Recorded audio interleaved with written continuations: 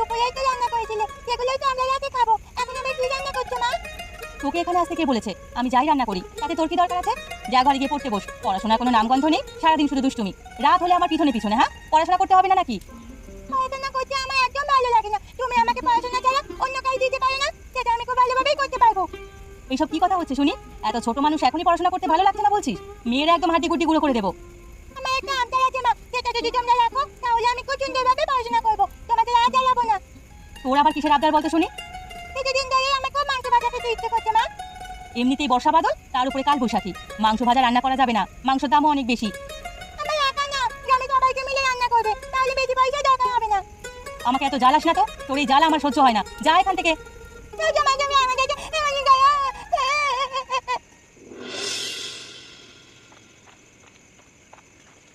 কি গো, আজকাল তুমি আসতে এত দেরি করো কেন? অন্য সব সময় তো তাড়াতাড়ি চলে আসো, এত দেরি করে আসলে হবে? আমি আর মেয়েটা যে বাসায় একা থাকি, সেটা তো তুমি বুঝতে পারো না। কি হয়েছে তোমার? মেজাজটা আজকে এরকম খারাপ কেন আমাকে বলো না। প্রতিদিন তো আসলে খুবই ভালো ব্যবহার করো, আজকে তো দেখছি খারাপ ব্যবহার করছো। তুমি এত দেরি করে আসলে কেন সেটা আগে বলো, তারপর আমি আমার কথা বলছি। আরে বাবা, কাজ করেছি পরশুদিন, সেই কাজের টাকা এখনো দেয়নি। আজকে সন্ধ্যে থেকে বসে রেখেছে, মাত্র কাজের টাকাগুলো হাতে পেলাম, চলে আসলাম। এখন বলো তোমার মেজাজ খারাপ কেন? মেজাজ তো খারাপ থাকবে, মেয়েটা আমার না খেয়ে ঘুমিয়েছে কাঁদতে কাঁদতে। মেয়েটা আবদার করেছে গ্রামের সবাইকে নিয়ে এই বৈশাখের মধ্যে সে মাংস ভাজা খেতে চায়। অত টাকা তো আমার কাছে হবে না, মেয়েটা না খেয়ে ঘুমিয়ে গেল, খুবই খারাপ লাগছে। এত টাকা হবে না সেটা আমি বলেছি, মেয়ে বলছে সবাইকে নিয়ে খাওয়ার জন্য, তাহলে পয়সা কম লাগবে। মেয়ে কিন্তু খারাপ কিছু বলেনি, তুমি চাইলে একটা আয়োজন করতেই পারো। আচ্ছা ঠিক আছে, সকালে আমি সবার কাছে বলে দেখব, যদি সবাই রাজি হয় তাহলে করব, তুমি চিন্তা করো না, মেয়ের আবদার আমি রাখবো। কি গো বুড়িমা, এখানে বসে বসে কি করছো তুমি? সাত সকালে চলে আসলাম তোমার বাড়িতে। ইরে, এত সকাল সকাল আমার বাড়িতে কেন আসছিস সেটাই তো জানতে চাচ্ছি। তুই তো সকাল সকাল কাজে যাস, আজকে আমার বাড়ি আসলি? আজকে আমার কাজ হচ্ছে তোমার বাড়িতে আসা, আরো অনেক কাজ রয়েছে, সেজন্য শুরুতেই তোমার বাড়িতে চলে আসলাম, আজকে আর কাজে যাইনি।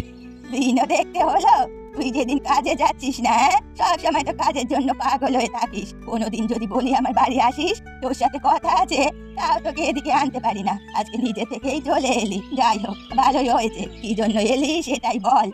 মেয়েটা আবদার করেছে তোমাদের সবাইকে নিয়ে এই শেষ বৈশাখে মাংস ভাজা খাবে। যদি একটা আয়োজন করা যেত সবাই মিলে, ভালোই হতো। অনেকদিন হয়েছে গ্রামে কোনো তেমন একটা ভালো আয়োজন হয় না, আমি তো একা পারবো না, তোমাদের নিয়েই যেতে খেতে যাচ্ছি, তোমরা কি বলো? হ্যাঁ, সেটা হলে তো ভালোই হয়, তোর মেয়ে তো ভালো কথাই বলেছে। আমরা যেখানে নিজের স্বার্থ সবাই ভাবি, তোর মেয়ে সবার কথা ভেবেছে। আমার কোনো সমস্যা নাই, আমি তোদের সাথে খেতে রাজি আছি। গ্রামে তো আরো মানুষজন আছে, তাদের কাছে বলেছিস নাকি? তেমন কারো কাছে বলিনি, তোমার কাছে সবার আগে আসলাম। তুমি যদি রাজি হও, বাকি মানুষ এমনিতেই রাজি হয়ে যাবে, সেই জন্য সবার আগে তোমার এখানে আসলাম। আস্তে আস্তে সবাইকে জানিয়ে দেবো, তুমি আছো, তুমিও জানবে, তোমার কথা কেউ ফেলতে পারবে না। মানুষের তো অবশ্যই দরকার হবে, তাহলে চল তপনের দোকানে যাই, মাংস নিয়ে আসি, ওকেও ব্যাপারটা বলে আসি। কিরে তপন, তাজা মাংস আছে নাকি তোর? তাহলে আমাদের অনেক পরিমাণে মাংস লাগবে, এবার কিন্তু ভালোই ব্যবসা হবে তোর। আমরা কিন্তু বিশাল বড় আয়োজন করছি, মাংসের দাম কিন্তু কম নিতে হবে, এই বলে রাখলাম। তোমাদের দেখেই তো আমি খানিকটা অবাক হয়ে গেছি, এত বাজার কিসের জন্য? কিসের এত আয়োজন হচ্ছে আমাকে তো বললে না, আমি তো কিছুই জানি না।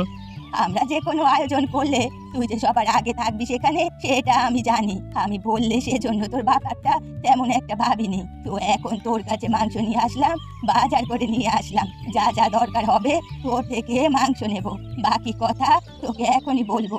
তাহলে আর দেরি করছিস কেন? কি ব্যাপারে বলবি? কি রে, এত আয়োজন করছিস সেটা বল। মাংস তো তোমাদের জন্য তৈরি আছে।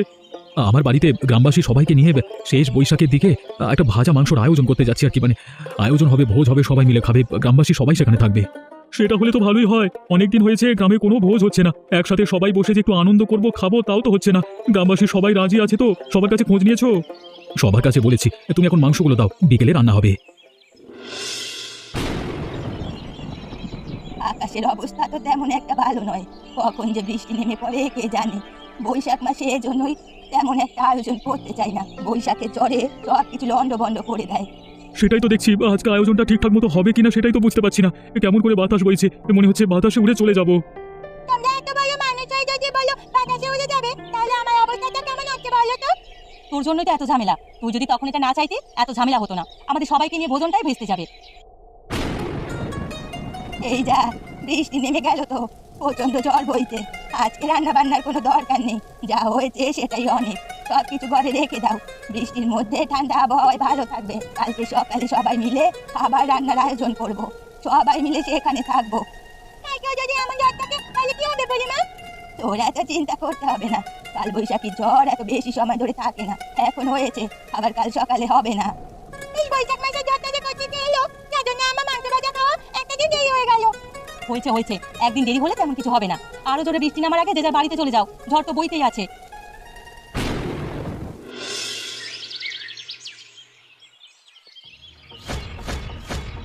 কি এখানে তো কালকে সব মাংস রাখা ছিল, এখন তো এখানে কোনো ধরনের মাংস দেখতে পাচ্ছি না। মাংসগুলো গেল কোথায় সেটাই তো বুঝতে পারছি না। হঠাৎ করে মাংসগুলো কোথাও উধাও হয়ে গেল। কি গো, তোমরা গেলে কোথায়? এদিকে এসো না, দেখে যাও, এদিকে মাংস উধাও হয়ে গেছে। কি গো কিন্নি, কি হয়েছে? এত ভোরবেলা তুমি এত ডাকাডাকি করছো কেন? মাংস তো আরো পরে রান্না হবে, গ্রামবাসী কেউ আসেনি, তার আগেই তুমি এত চেঁচামেচি শুরু করে দিয়েছো। সারা রাত ঝড় হয়েছে, ভয়ে ঘুমাতে পারিনি। সকালে একটু মেয়েটা ঘুমিয়েছে, তাও তো তোমার জন্য পাচ্ছে না। রাখো তোমাদের ঘুম। এদিকে যে বিশাল বড় সর্বনাশ হয়ে গেছে সেটা খেয়াল আছে তোমাদের? এখানে যে মাংস রেখেছিলাম সেই মাংস তো এখন এখানে দেখতে পাচ্ছি না। মাংসগুলো কোথায় গেল সেটাও তো বুঝতে পারছি না। এসব তুমি কি বলছো? গ্রামের সবার টাকার মাংস মাংস কিভাবে উধাও হয়ে গেল? কোথায় রেখেছিলে তুমি? আমি আবার কোথায় রাখবো? আমি তো এখানেই রেখেছিলাম। এখন তো এখানে কোনো ধরনের মাংস দেখতে পাচ্ছি না। কি করবো কিছুই তো বুঝতে পারছি না। গ্রামবাসীকে কি জবাব দেবো? তাহলে কি আমার মাংস খাওয়া হবে না মা? ও বাবা, দেখছিস তো এমনিতেই ঝামেলায় আছি, এর মধ্যে দুইবার মাংস খাওয়ার কথা বলেছিস তুই। অবশ্যই তোর মাংস খাওয়া হবে। এই তুই চুপ থাক তো মা, দেখছি আমি কি করা যায়। ইরে পল্টু, তোরা তো দেখছি এখনো কিছু শুরু করিসনি। আমাদের আসতে দেরি করলে রাতে কি হয়েছে? বলে গেলাম যে তোরা সবকিছু তৈরি করিস, আমরা চলে আসবো। সেসব কথা রাখো, ওরা এমন করে চিন্তিত হয়ে বসে আছে কেন সেটাই তো আমি বুঝতে পারছি না। গ্রামে একটা আনন্দের দিন, সবাই আনন্দ করছি, হঠাৎ করে পল্টু আর মাধবীর কি হলো? আরে রূপা কাঁদছে, কিছুই তো বুঝতে পারলাম না। ঝড়ে কোনো ঝামেলা হয়ে গেল নাকি ওদের আবার? ইরে কি হয়েছে তোদের, বল না। মাংস চুরি হয়ে গেছে, বাড়িতে কোনো মাংস নেই। মা সকালে উঠে দেখে কোনো মাংস নেই, আমি মাংস খেতে পারবো না। কি কথা, মাংস নেই মানে? মাংস কি হারিয়ে গেছে নাকি? ইরে পল্টু, কি বলছে এসব তোর মেয়ে? কিছুই বুঝতে পারছি না। সকালে মাধবী উঠে দেখে কোনো ধরনের মাংস নেই, সবকিছু ফাঁকা হয়ে আছে। বুড়িমা, আমার আর কিছু বোঝবার বাকি নাই। গ্রামের সবাইকে ওরা বোকা বানিয়েছে, সবার থেকে টাকা তুলে মাংস কিনেছে। সেই মাংস নিশ্চয়ই কাউকে দিয়ে দিয়েছে, না হলে বিক্রি করেছে। ওদের কোনো কথা শুনতে আমি প্রস্তুত নই। তাড়াতাড়ি বলছি মাংসের হদিশ বের কর। সত্যি বলছি, মাংস ছিল না, মা দেখেছে, আমরাও দেখেছি। ওদের মতো চোরেদের সাথে আমাদের কোনো সম্পর্ক থাকতে পারে না। ছোট লোক টাকার মাংসগুলো খেয়ে নিয়েছে, না হলে বিক্রি করে দিয়েছে। চল এখান থেকে সবাই চল, এরপর থেকে ওদের সাথে কেউ আর কথা বলবি না। তোমাকে কতবার করে বলেছি রাতের বেলা আমার সাথে দেখা করবে, দিনের বেলা আমাকে তোমাদের গ্রামে ডাকবে না। তুমি তো আমাকে দেখছি ধরা খাইয়েই ছাড়বে। যদি আমি তোমার জন্য কোনোভাবে ধরা খাই তাহলে কিন্তু তোমাদের অবস্থা খারাপ হয়ে যাবে বলে দিচ্ছি। আরে আপনি এসব নিয়ে চিন্তা করবেন না, আমি যেহেতু এখানে আছি, আমি থাকতে আপনার কোনো ধরনের বিপদ হবে না। বিপদ যদি হয় সেটা আমার উপর দিয়ে হবে, তারপর আপনার কাছে আমি সব সময় আমার নিজের দোষ স্বীকার করবো, আপনাকে মুক্তি দেবো। আপনি এসব নিয়ে কোনো চিন্তা করবেন না, আপনি শুধু টাকা নিয়ে আসবেন। আপনাকে যে টাকা আনতে বলেছিলাম সেগুলো এনেছেন তো? টাকা না হলে কোনো ধরনের কাজ হবে না বলে দিচ্ছি। টাকা নিয়ে তোমার এত চিন্তা করতে হবে না, টাকা ছাড়া আমি কখনোই এ গ্রামে আসি না। টাকা দেবো, মাল নেবো, মাল কোথায় সেটা বলো। না, আমার সাথে আপনি তো আর নতুন কাজ করেন না, কখনো কি মাল ছাড়া টাকা নিয়েছেন, মানে নিয়েছি নাকি? এমনটা হয়েছে কখনো? যদি কখনো নিয়ে থাকি, মাল দিইনি কখনো, এমনটা হয়নি। সবসময় কিন্তু আপনাকে ভালো মালটাই দিয়েছি, এটা তো অস্বীকার করতে পারবেন না? পারবেন? সেটা অস্বীকার করতে পারবো না। তোমার সাথে যে লোকজন আছে তাদের নিয়ে আজকে রাতে আবার একটা কাজ করে ফেলো, কালকে শহরে ফিরতে হবে। আচ্ছা ঠিক আছে, আপনি চিন্তা করবেন না, আমি কাজ করে দেবো। কিরে সনাতন, তোকে তো আমি হেরিকে লাগিয়ে খুঁজেও পাচ্ছি না মাঝে মধ্যে, কোথায় যদি উধাও হয়ে যা সেটাই তো বলতে পারছি না। এভাবে কাজ করলে হবে নাকি? ওদিকে শহরের বাবু, মানে আপনার বাবু চলে এসেছেন, আজকেই তার সমস্ত কিছু লাগবে। টাকা নিয়ে এসেছেন, যতক্ষণ না মাল দেবে ততক্ষণ তিনি টাকা দেবেন না। তোর কি কোনো প্রয়োজন নেই নাকি? আর তোর যদি প্রয়োজন না থাকে আমি একটাই কাজ করবো, তোর কোনো সমস্যা নেই, সম্পূর্ণ টাকা আমি নেবো। আরে সেটা আবার আমি কখন বললাম? আমার তো অবশ্যই টাকার প্রয়োজন আছে, দুদিন ধরে শরীরটা ভালো ছিল না, সেজন্য কাজে যেতে পারি না। আজকে অবশ্যই তোমার সাথে আমি কাজে যাবো, ইতিমধ্যে আমি তৈরি হয়ে নিয়েছি। তাহলে তো এবার তুই একটা ভালো কাজই করেছিস, এত তাড়াতাড়ি যেহেতু তৈরি হয়ে গিয়েছিস, তাহলে আর আমাদের দেরি হবে না। রাত অনেকটা হতে চললো, কাজটা শেষ করে ভোর রাতের মধ্যে ফিরে আবার রামনাথবাবুকে সবটা বুঝিয়ে দিতে হবে। তিনি সকালেই গ্রাম ছাড়বেন, আবার পরে আসবেন। কোনো ধরনের সমস্যা হবে না, আমরা কি করছি না করছি কেউ সেটা আন্দাজ করতে পারবে না, আমাদের উপর কেউ সন্দেহ করবে না। রামনাথবাবু শহর থেকে আসেন, তিনি চাইলে রাতের নয় দিনেও যেতে পারবে। আগে দেখি কেউ সন্দেহ মনে করবে না, সবাই বিরাট বড় অফিসার মনে করবে রামনাথবাবুকে। রামনাথবাবু কি করবে না করবে সেটা তার ব্যাপার, সব নিয়ে আমাদের কোনো মাথা ব্যথা নেই। আমরা টাকা পেলেই হলো, তাড়াতাড়ি এখনই চল, হ্যাঁ কাজটা শেষ করে তার ওখানে যেতে হবে। আপনাকে বলেছিলাম না, আপনার সকল কাজ আমরা ঠিকঠাকভাবে করবো, আপনি শুধু আমাদের জন্য টাকা তৈরি করে রাখবেন। সকল কাজ সবসময় করে দেবো, কোনো রকম কোনো চিন্তা করতে হবে না। এক তৈরি দিয়ে আমরা সকল কাজ করে দিতে পারি। তোমাদের কাজ দেখে ভীষণ ভালো লেগেছে। এর আগেও প্রতিবার তোমরা আমার জন্য কাজ করেছো, এবারও করে দিলে তোমরা আসলে কাজের ছেলে দুজনে। এবার আমি খুশি হয়ে তোমাদের জন্য আরো বেশি কিছু টাকা নিয়ে এসেছি, সেগুলো তোমাদের এমনিতেই দিয়ে দেবো। আমার হাতের এই ব্যাগ ভর্তি সকল টাকা তোমাদের। তবে তার আগে কথা আছে, আমার জিনিসগুলো কোথায়? আপনার এই গাড়িতেই তো সব কিছু ভরে দিয়েছি, এত কষ্ট করতে হবে না। এখানে এনে রাখলে তারপর একটা ঝামেলা হয়ে যেত। সব কিছু আগে আমরা গুছিয়ে দিয়েছি, সব কিছু আপনার গাড়িতে ভরা আছে। আপনি শুধু এখান থেকে চলে যাবেন তাহলেই হলো, আর বলে যাবেন কবে আবার আসবেন, কবে আপনার লাগবে আবার মাল। সমস্যা নেই, আমি আগেই তোমাদের খবর জানিয়ে দেবো। তোমাদের আগে থেকে খবর জানালে তোমরা সবকিছু তৈরি করে রাখবে, আমি এসে সবকিছু নিয়ে যাবো।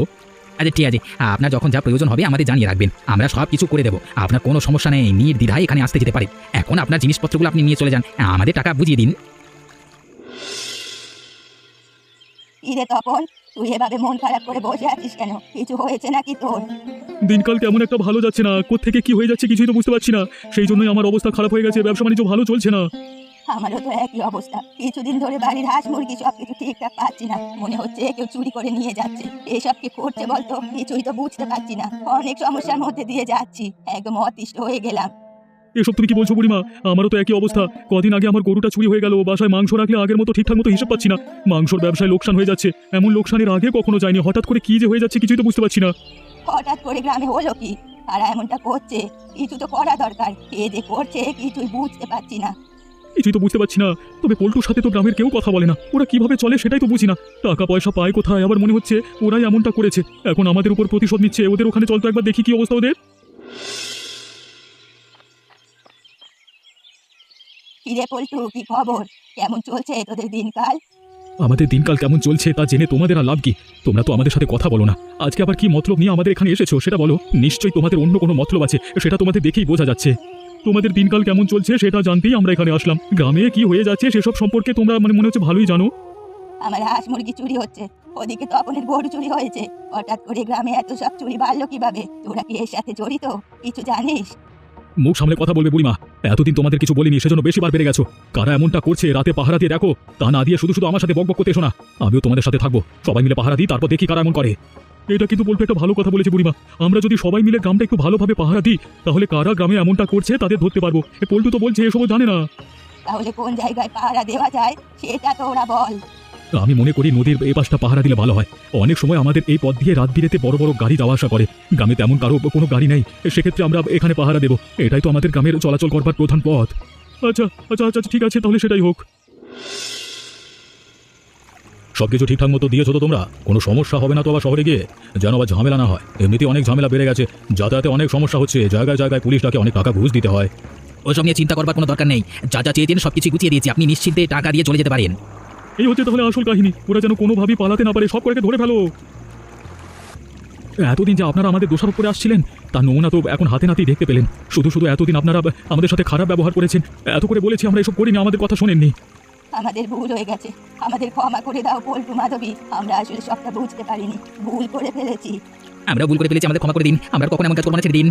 দ্বিতীয়বার কত বড় বাড়ি এত বড় কাজ করবো, সাহস দেখাবো না। এবার মতো ক্ষমা করে দিন, ছোট করবো, এবার মতো ক্ষমা করে দিন। না না, তোদের আর ক্ষমা করা মোটে উচিত হবে না। তোরা যে পাপ কাজ করেছিস এর কোনো ক্ষমা নেই। তোদের জন্য এই যে রূপা বাচ্চা মেয়েটা বৈশাখে মাংস ভাজা খেতে চেয়েছিল, তা তো খেতে পারিনি, উল্টে ওর পরিবারকে আমরা অপমান করেছি। আইনকেও নিজের হাতে তুলে নিও না, সবাই ওদেরকে বেঁধে পুলিশের হাতে তুলে দিয়ে এসো, যাও। শেষ পর্যন্ত হয়তো এবার এই বৈশাখী কাল বৈশাখী জলের মধ্যে আমাদের মাংস ভাজা খাওয়া হবে। হবে রূপা, সব হবে। আগে ওদেরকে পুলিশে দিয়ে আসুক। যা যা, তোরা ওদেরকে নিয়ে যা। আমার মজার মজার গল্প দেখতে চাইলে আমাদের চ্যানেলটি সাবস্ক্রাইব করতে ভুলবেন না।